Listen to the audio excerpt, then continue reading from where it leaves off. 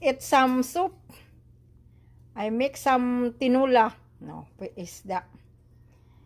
It's peanuts and buto ng bone of the halibut.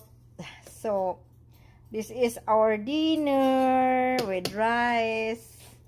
It's yummy, yummy on your hungry tummy.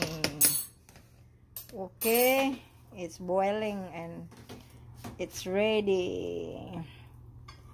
This is isda na sabaw for a cold day. Keep your tummy hungry and also keep your warm body because it's cold outside.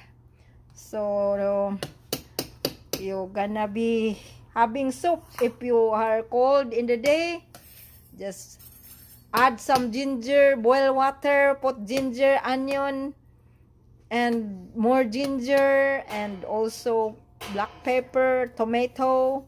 When it boil, add some salt and pepper, and then add the fish and vegetable, so it will be good.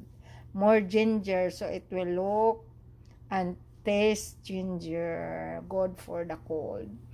All right, so this is the soup for tonight, and I hope you gonna have soup also for your cold evening. It makes you warm because it's cooler out today.